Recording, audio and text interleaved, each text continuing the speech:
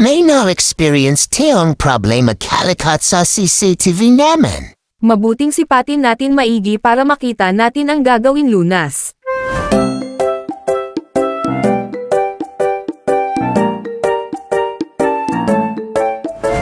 Ito yung problema kalikot, na kahit may memory card siya, pero ito yung lumalabas.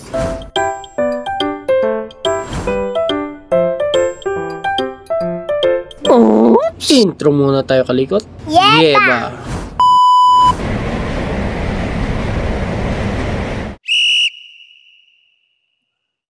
Kalikot featured video. Sa prosesang ito kailangan ng laptop o computer.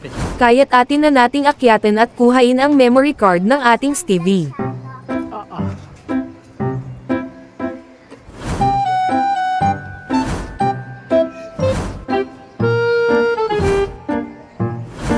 Pagkatapos natin makuha yung memory card, salpak natin sa computer, mapapansin nyo may lumabas siya. Indicated na readable pa yung ating memory card. Sure ka ba sa sinasabi mo? Natin tayo sa my computer or computer. Ito yung luma kong laruan noon. Kinuha ko na lang sa iba para makita ko yung mga gusto ko. Ako'y tahimik lang sa umpisa. Huli ka, boy! Unique to format.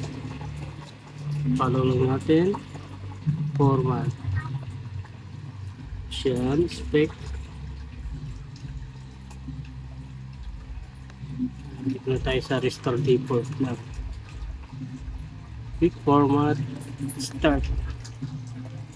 Merong confirmation o warning.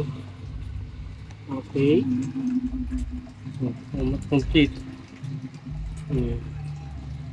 Limitan to sa mga CCTV natin. Zero.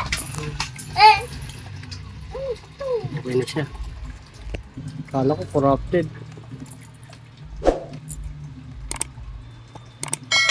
Okay. Ayun. Bilis lang format. Sabihin mo. Thank you guys. You guys. Tingin ka dito. Thank you. SD card. Lalo kang ating laptop. Si Maggie.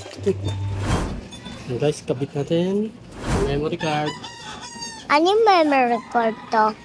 Store ng file. Ito siya, oh. Ayun siya.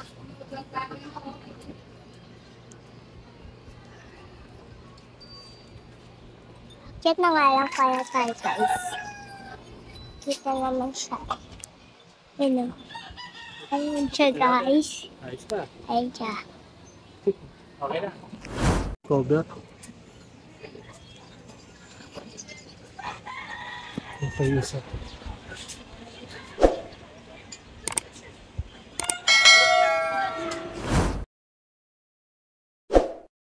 Working na ulit ang 18 memory card, mari na muli natin merplay ang the kaganapan. Mabuti na lang at may kaunti tayong kaalaman at agad nating nasolusyonan ang ganitong problema. Buti na lang naayos, kundi gastos. Salamat muli kalikot sa panonood. The ends.